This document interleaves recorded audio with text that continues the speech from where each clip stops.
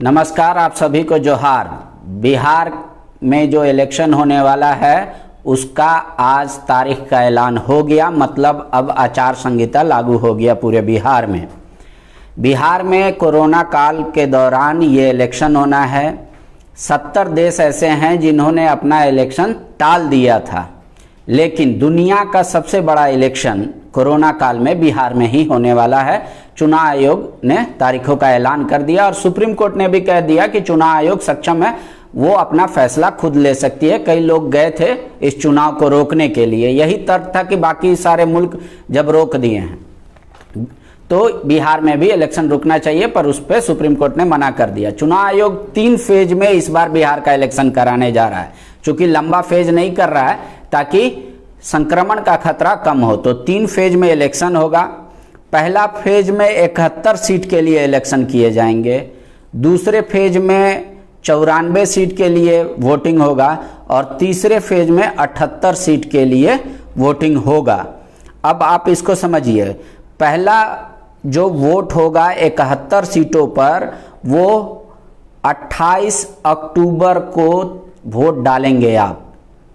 दूसरे फेज का जब वोटिंग होगा उसका है 30 नवंबर और 3 नवंबर को दूसरे फेज का वोटिंग होगा और तीसरा फेज का जो होगा वो 7 नवंबर, और सारे की गिनती 10 नवंबर को होगी। मतलब 10 नवंबर को ठीक इस समय तक ये क्लियर हो जाएगा कि बिहार में अगली सरकार किसकी है।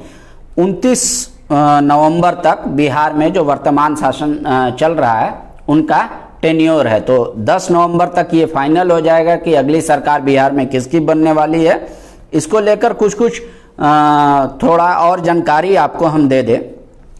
चुनाव आयोग कोरोना काल को देखते हुए संक्रमण ना बढ़े इसके लिए बहुत सारा गाइडलाइन जारी किया है।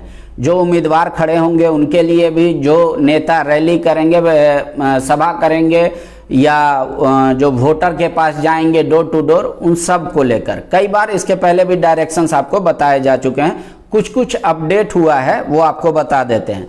चूंकि कोरोना काल है तो इस बार थोड़ा सा खर्चा चुनाव आयोग का भी बढ़ गया है।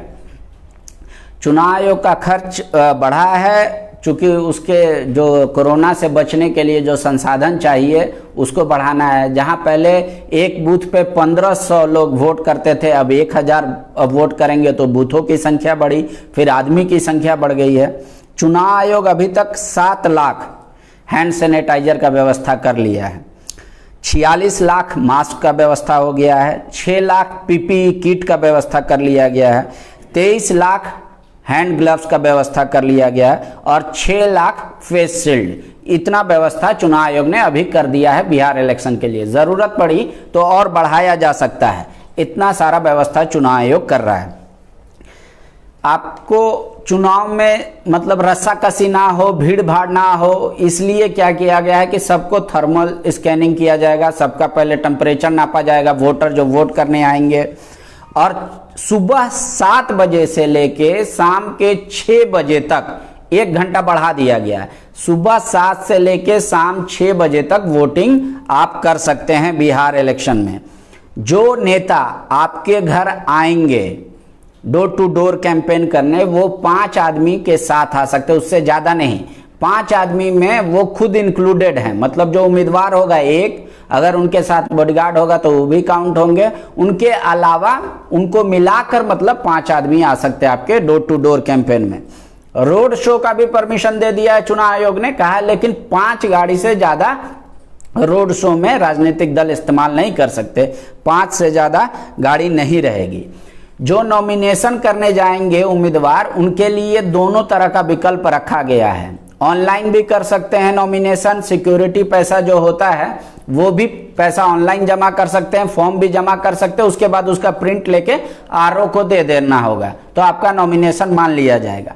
जो सक्षम नहीं है, इस तरीके से नहीं करना चाहते, वो सिर्फ 2 आदमी के साथ 2 आदमी को ही नॉमिनेशन के लिए अलाउड किया, मतलब एक जो कैंडिडेट होगा और उनके साथ एक और। ये लोग अगर जाएंगे तो ऑफलाइन जो भरते हैं पहले की तरह वो अपना जाके नामांकन कर सकते हैं, उससे ज्यादा नहीं करना होगा। बिहार में टोटल 243 सीट है और वोटर जो है 7.29 करोड़ 7.29 करोड़ वोटर वोट करेंगे। चुनाव आयोग ये कह रहा है कि हमको ये पूरा यकीन है कि जिस तरीके की सुविधा, चाहे वो साबुन का हो, पानी का हो, सैनिटाइजर का हो, ग्लव्स का हो, इस तरीके से हम लोग रखे हैं ताकि पोलिंग पे अफेक्ट ना आए। पोलिंग परसेंटेज पहले से ज़्यादा करने की कोशिश होगी। उसके लिए चुनाव आयोग इलेक्ट्रॉनिक मीडिया मतलब टीवी, रेडियो, डिजिटल मीडिया और प्रिंट मीडिया तीनों पे विज्ञापन भी जारी करेगा और तीनों से अपील भी की गई है कि आप ज़्यादा से ज़्यादा वोटर को उत्साहित कीजिए कि वो पोलिंग बूथ पर आके दें। अब जो कैंडिडेट या जो उम्मीदवार कोविड पॉजिटिव है और वो चुनाव लड़ेगा, उसके लिए भी है तरीका। जो उम्मीदवार या जो वोटर यूं कह ले कि कोविड पेशेंट है और वोट करने जाएगा तो उनको आखिरी घंटे में मिलेगा, या जो संदेह के दायरे में है, मान लीजिए उसमें कुछ सिम्टम्स डेवलप है कोरोना का और उनको वोट करना है, तो वो आखिरी घंटे में ही वोट कर सकते हैं। जनरल ऐसा नहीं कि लाइन में लगे हैं तो आपको खड़ा होना, डिस्टेंस बना के लाइन में खड़ा होना होगा। उसमें कोई चुनाव आयोग ने कोताही नहीं किया और बोला इसको स्ट्रिक्टली फॉलो करेंगे। आजकल सोशल मीडिया का दौर है तो चुनाव आयोग ये भी कह रहा है कि हम सोशल मीडिया पे खास निगाह रखेंगे कि किसी तरीके का हेट स्पीच कोई नहीं डाले, किसी तरीके का ऐसा मुद्दा ना डाल दे जो वोटर को इधर उधर, और जो लोकतंत्र के साथ। 3 फेज में चुनाव होना है बिहार में। पहला फेज में 71 सीट पे होगा, दूसरा फेज में 94 सीट पर होगा, तीसरा फेज में 78 सीट पे वोटिंग होगा। पहले फेज का वोटिंग होगा 28 अक्टूबर को। 28 अक्टूबर को पहला फेज का वोटिंग हो जाएगा। 3 नवंबर को दूसरे फेज का वोटिंग हो जाएगा। तीसरे फेज का वोटिंग 7 नवंबर को हो जाएगा और जो काउंटिंग होगा सभी फेज का एक दिन होगा, 10 नवंबर को काउंटिंग होगा। मतलब 10 नवंबर तक ये क्लियर हो जाएगा कि बिहार में किसकी सरकार बनेगी और किस पार्टी को कितना सीट आया है। फिलहाल आपको बता देते हैं फर्स्ट फेज में 31,000 पोलिंग स्टेशन हैं जहां पे इस बार पहले से काफ़ी ज़्यादा हो गया है, उसको कराना है। सेकेंड फेज में 42,000 पोलिंग स्टेशन पे वोट डाले जाएंगे और थर्ड फेज में 33,500 पोलिंग स्टेशन होंगे जहां पे वोट हो जाएगा। पहला जो नोटिफिकेशन का डेट होगा वो है 1 अक्टूबर। ठीक है, फर्स्ट नोटिफिकेशन का 8 अक्टूबर को होगा पहला नोटिफिकेशन डेट, उसी तरह 16, उसी तरह फिर 13, इसी तरीके से 12, 8 लास्ट जो डेट होगा 19 और फिर 31 अक्टूबर। मतलब आप यही तैयार रखिए दिमाग में, पोलिंग 28 तारीख को ये जो होगा पहला 28 अक्टूबर, दूसरा 3 नवंबर और तीसरा 7 नवंबर को। 10 तारीख को गिनती है। तो आप लोग जो तमाम बिहार के जो दर्शक हैं हमारे, वो इस बात को जान ले कि बिहार में जो इलेक्शन होने वाले हैं उसका ऐलान हो गया है। तो आप लोग तैयार रहिए, थोड़ा सा संयम बरतिएगा। आप चाहे किसी पार्टी के समर्थक हो या किसी पार्टी के समर्थक ना हो, क्योंकि कोरोना का संक्रमण है। चुनाव आयोग चाह रहा है कि कोरोना का संक्रमण ना फैले और चुनाव भी हो जाए। दुनिया का सबसे बड़ा चुनाव होने जा रहा है कोरोना काल में। 70 देश चुनाव अपना टाल चुका है।